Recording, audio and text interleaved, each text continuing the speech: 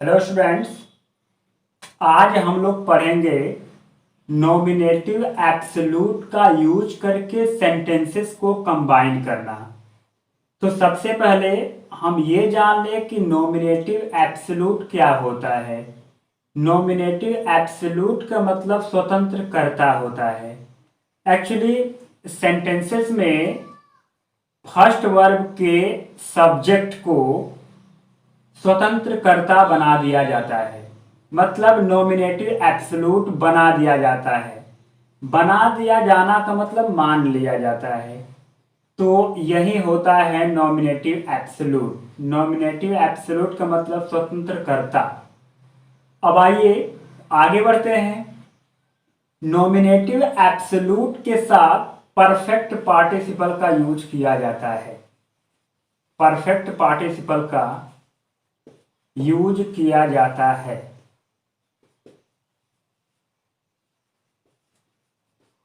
Use किया जाता है। तो इसमें नॉमिनेटिव एब्सोल्यूट का यूज कब और कहां किया जाता है, इसके लिए पॉइंट्स है। दिए गए सेंटेंसेस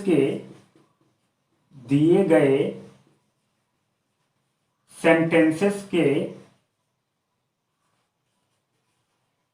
सब्जेक्ट अलग अलग हो, ये फर्स्ट पॉइंट है। सेकेंड पॉइंट है फाइनाइट वर्ब्स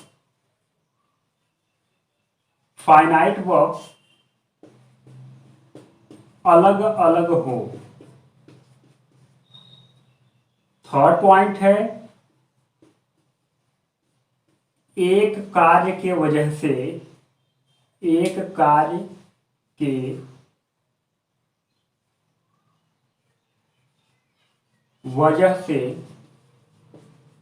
दूसरा कार्य हो। स्टूडेंट्स, जब दिए गए सेंटेंसेस में ये तीन पॉइंट्स मिलेंगी तो हम नॉमिनेटिव एब्सोल्यूट का यूज करके सेंटेंसेस को कंबाइन करेंगे। चलिए एक बार इस पॉइंट्स को फिर से रिवाइज कर देते हैं। फर्स्ट पॉइंट है दिए गए सेंटेंसेस के सब्जेक्ट अलग अलग हो। सेकेंड पॉइंट है फाइनाइट वर्ब्स अलग अलग हो।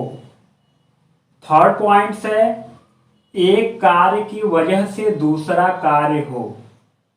अब आइए इसके आगे बढ़ते हैं। तो अब हमें आना है स्ट्रक्चर पे। स्ट्रक्चर में होता क्या है, सबसे पहले हम नॉमिनेटिव एब्सोल्यूट लिखते हैं। नॉमिनेटिव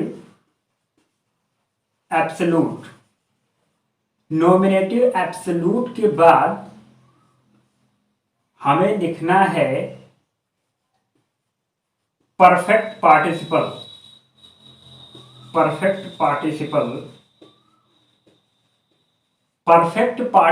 के बाद फर्स्ट सेंटेंस के शेष शब्द यदि हैं तब फर्स्ट सेंटेंस के शेष शब्द। अब इतना लिखने के बाद प्लस हमें कामा देना होता है और इसके बाद सेकेंड सेंटेंस हम कॉपी कर देते हैं। इस तरह से सेंटेंस कंबाइन किया जाता है। तो इसमें क्लियर करना है, यदि हम इजी की तरफ बढ़ते हैं तो सेंटेंस हम ले रहे हैं the teacher entered the class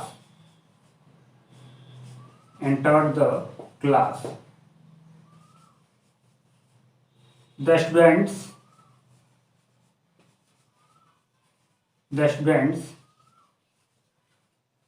stood up। Students, यहां हम दो सेंटेंसेस लिए हैं। अब इन सेंटेंसेस को कंबाइन करना है। तो कंबाइन जब हम करते हैं तो सबसे पहले हमें क्या ध्यान देना है सबसे पहले हमें देखना है, अब हम पढ़ रहे हैं नॉमिनेटिव एब्सोल्यूट का प्रयोग करके सेंटेंसेस को कंबाइन करना। तो नॉमिनेटिव एब्सोल्यूट का यूज कहाँ किया जाता है? जब सेंटेंसेस में 3 पॉइंट्स मिलेंगी। 3 पॉइंट्स क्या है? यही 3 पॉइंट्स है। फर्स्ट पॉइंट इसमें है, दिए गए सेंटेंसेस के सब्जेक्ट अलग अलग हों। अब इसमें हम 2 सेंटेंसेस है, दोनों में देख ले कि दिया गया जो सेंटेंसेस है इसमें सब्जेक्ट अलग अलग है क्या नहीं। अब यहाँ देखेंगे, इसमें सब्जेक्ट है द टीचर और इसमें सब्जेक्ट है द स्टूडेंट्स। सब्जेक्ट अलग अलग व्यक्ति हो गए, पहली पॉइंट्स मिल गई। दूसरी पॉइंट्स, फाइनाइट वर्ब्स अलग अलग हो, वर्ब भी अलग अलग होना चाहिए। तो देख लीजिए, इसमें वर्ब है एंटर्ड और इसमें वर्ब है स्टूड अप। तो दोनों में वर्ब अलग अलग हो गया, दोनों पॉइंट्स मिल गई। और अब आएंगे लास्ट पॉइंट पे, थर्ड पॉइंट, एक कार्य की वजह से दूसरा कार्य हो, ये भी पॉइंट्स मिलनी चाहिए।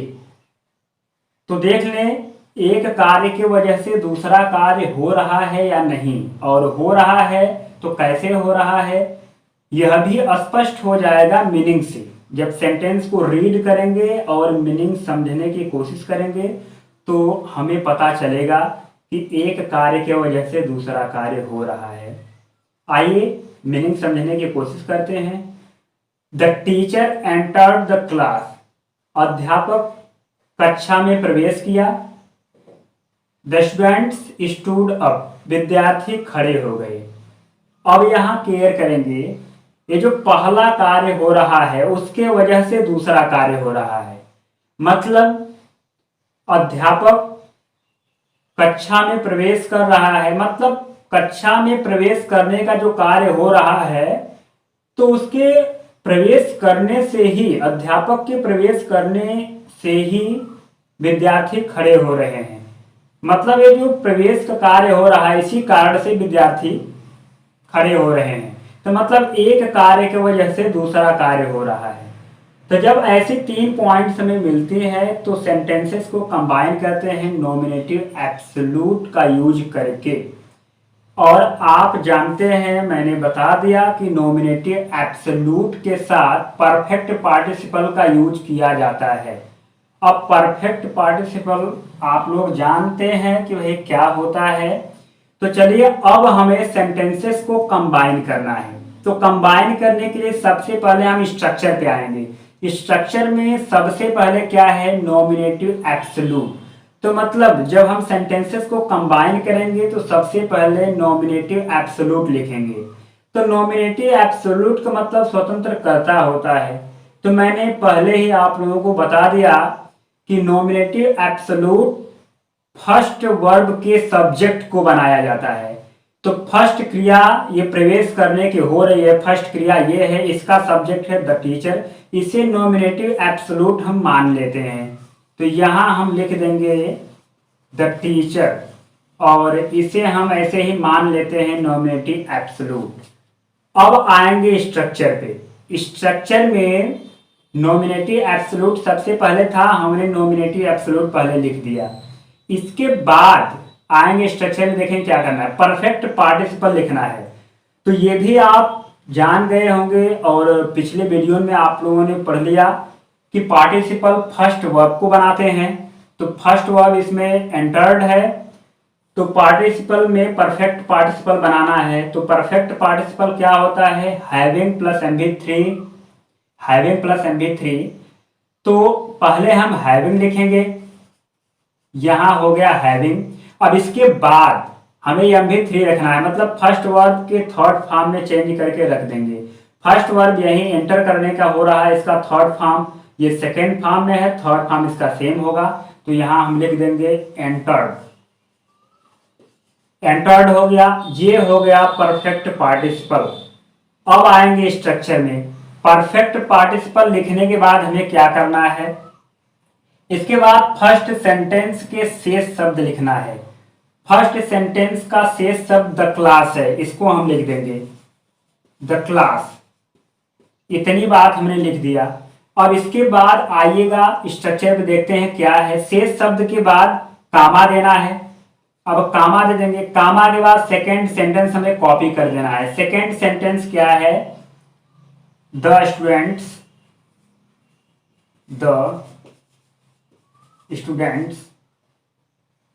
स्टूड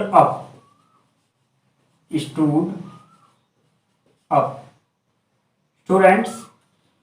इस प्रकार परफेक्ट पार्टिसिपल का यूज करके और नॉमिनेटिव एब्सोल्यूट का यूज करके सेंटेंसेस को कंबाइन किया जाता है। और ये क्लियर हो गया कि नॉमिनेटिव एब्सोल्यूट क्या होता है, किसे बनाते हैं और किस प्रकार इसका यूज करते हैं, और इसके साथ में परफेक्ट पार्टिसिपल का यूज कैसे करते हैं, ये भी क्लियर हो गया। तो चलिए आगे बढ़ते हैं। नॉमिनेटिव एब्सोल्यूट के संबंध में नेक्स्ट पॉइंट को हम देखते हैं क्या है। तो नेक्स्ट पॉइंट इसमें होगी कि कभी कभी एक सेंटेंस पैसिव में दिया होता है। तो इसमें देखना यह है कि जब सेंटेंस पैसिव में होता है तो इसमें फर्स्ट वर्ब पैसिव में होता है, मतलब फर्स्ट वाला सेंटेंस पैसिव में होता है। तो जब फर्स्ट वर्ब पैसिव में होता है तो पैसिव वाले सेंटेंस का परफेक्ट पार्टिसिपल कैसे बनाया जाता है, इसमें देखते हैं। हेडिंग होगी कि जब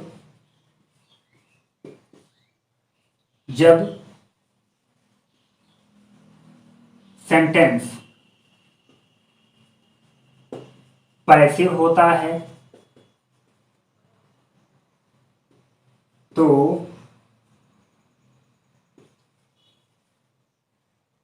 वर्ब भी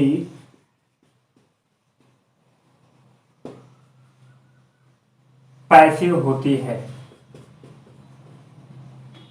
और पैसिव वर्ब का पार्टिसिपल इस प्रकार बनाया जाता है। तो पैसिव वर्ब का पार्टिसिपल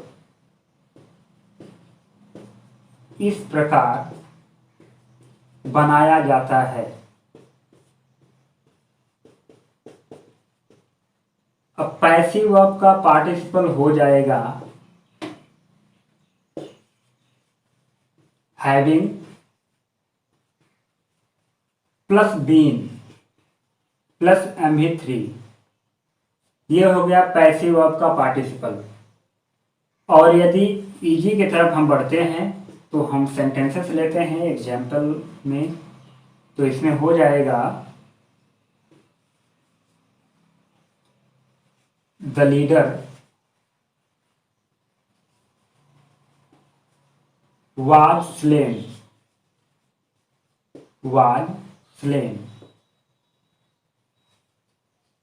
the followers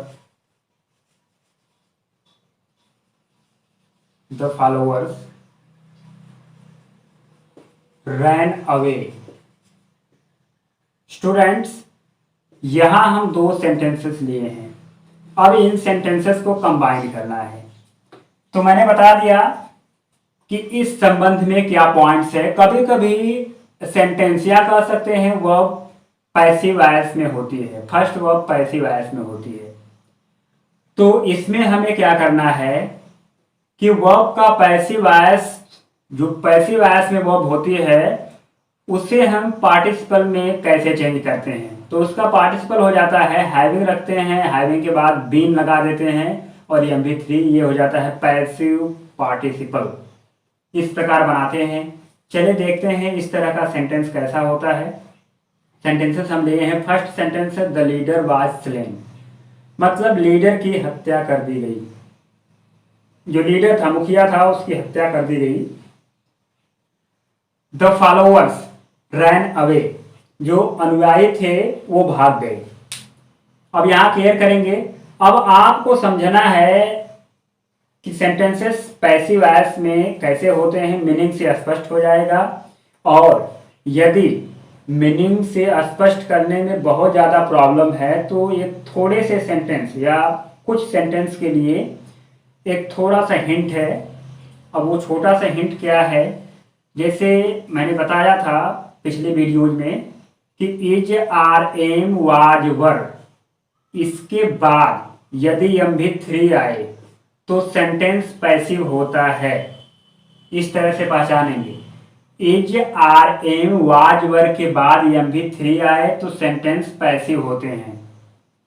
तो सेंटेंस पैसिव होता है कैसे आप पहचानेंगे, इस प्रकार पहचानेंगे। और जब पहचान लेंगे तो ऐसे सेंटेंसेस में आप जान गए, हमें ऐसे सेंटेंसेस को कंबाइन करना है। तो कंबाइन करने के लिए सबसे पहले हमें कहाँ जाना है, स्ट्रक्चर पे। तो स्ट्रक्चर पहले देख लीजिए कि जो 3 पॉइंट्स है वो मिल रहे हैं कि नहीं। अब यहाँ केयर करेंगे सब्जेक्ट अलग अलग हो, यहाँ लीडर है यहाँ फॉलोअर है, सब्जेक्ट अलग अलग है। फाइनाइट वर्ब्स अलग अलग हो, यहाँ वाज है यहाँ रैन अवे है, फाइनाइट वर्ब्स अलग अलग हैं। और एक कार्य के वजह से दूसरा कार्य हो, तो एक कार्य, ये कार्य क्या हो रहा है, द लीडर वाज स्लेन, मुखिया की हत्या कर दी गई, मुखिया की हत्या कर दी गई। अब इस कार्य की वजह से ये कार्य हो रहा है कि फॉलोअर भाग गए, मुखिया की हत्या कर दी गई, इसी वजह से फॉलोअर भाग गए, मतलब इस कार्य की वजह से ये कार्य हो रहा है। तो तीनों पॉइंट्स मिल गए। अब सेंटेंसेस को कंबाइन करना है, तो कंबाइन करने के लिए स्ट्रक्चर पे जाएंगे। स्ट्रक्चर में सबसे पहले नॉमिनेटिव एब्सोल्यूट है। नॉमिनेटिव एब्सोल्यूट फर्स्ट वर्ब के सब्जेक्ट को बनाते हैं।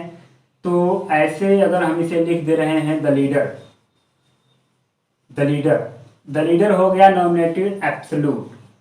और इसके बाद हमें पार्टिसिपल लिखना है। स्ट्रक्चर पे जाएंगे, पार्टिसिपल लिखना है। और पार्टिसिपल फर्स्ट वर्ब को बनाते हैं। फर्स्ट वर्ब इसमें क्या है, ये वाज है।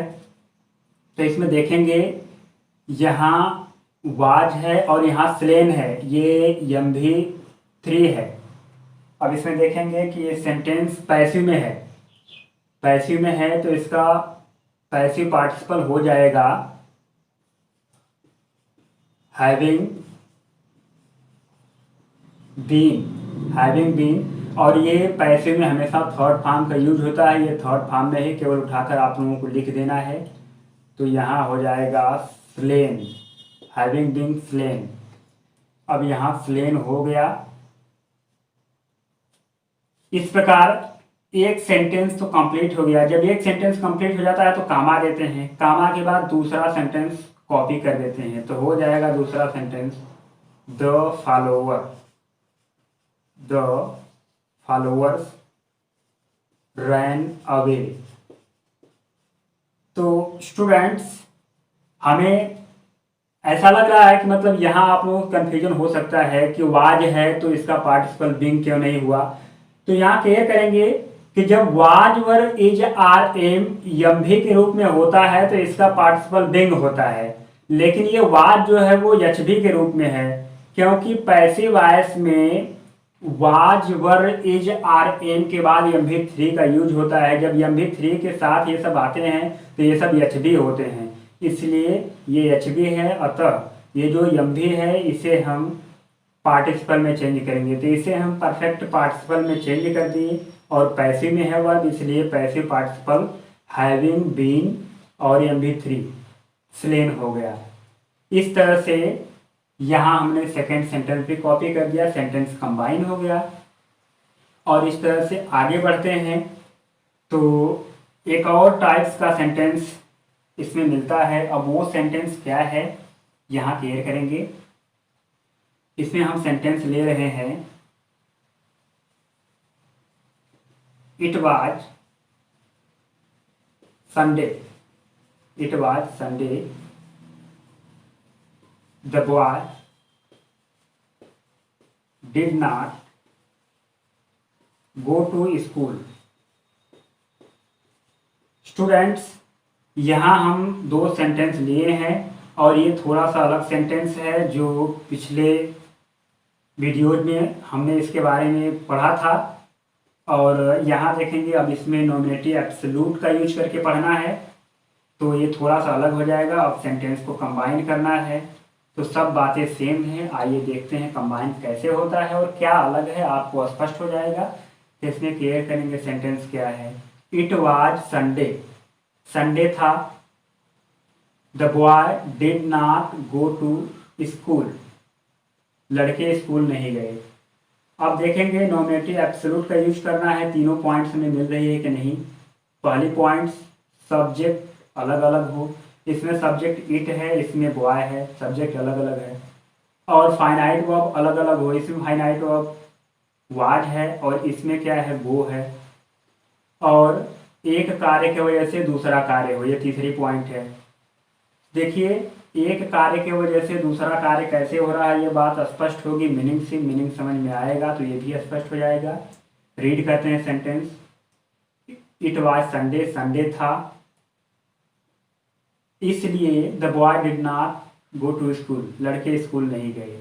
मतलब ये जो बात है, इस बात के वजह से दूसरा कार्य हो रहा है, इस बात के वजह से दूसरा कार्य हो रहा है।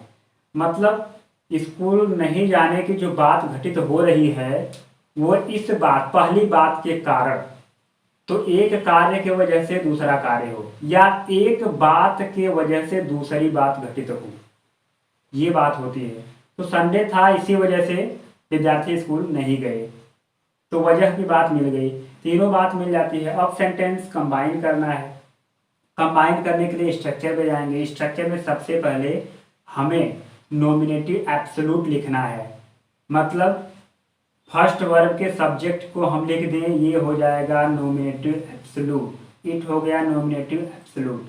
इसके बाद हमें पार्टिसिपल लिखना होता है। तो यहाँ वाज है और वाज यहाँ क्लियर करेंगे यम भी है, वाज यम भी है क्योंकि इसके बाद यम भी थ्री नहीं है। जब वाज वर इज आर एन के बाद यम भी आता है, यम भी फोर, यम भी थ्री आता है तो ये सब एच भी होते हैं। लेकिन यहाँ वाज के बाद ये यम भी थ्री, यम भी फोर नहीं है, ये संडे है, ये तो दिन का नाम है। तो मतलब यम भी थ्री, यम भी फोर नहीं है तो ये वाज यम भी है। जब यहाँ यम भी फोर, यम भी थ्री नहीं होता है तो वाज वर इज आर एम यम भी होता है। तो ये यम भी है, तो जब ये यम भी होते हैं तो इसका पार्टिसिपल बिंग हो जाता है। तो वाज का पार्टिसिपल यहाँ बिंग हो जाएगा। अब ये पार्टिसिपल हमने लिख दिया। पार्टिसिपल के बाद फर्स्ट सेंटेंस का शेष शब्द संडे है, इसे हम लिख देंगे। और इसके बाद जब फर्स्ट सेंटेंस कंप्लीट हो जाता है तो कामा देते हैं। कामा देने के बाद सेकंड सेंटेंस कॉपी कर देते हैं। तो सेकंड सेंटेंस है the boy did not go to school, did not go to school. तो स्टूडेंट्स इस प्रकार हम लोगों ने नॉमिनेटिव एब्सोल्यूट का यूज करके सेंटेंसेस को कंबाइन करना सीख लिया। आज के लिए इतना काफ़ी है। अब मिलते हैं नेक्स्ट वीडियो में नेक्स्ट टॉपिक के साथ।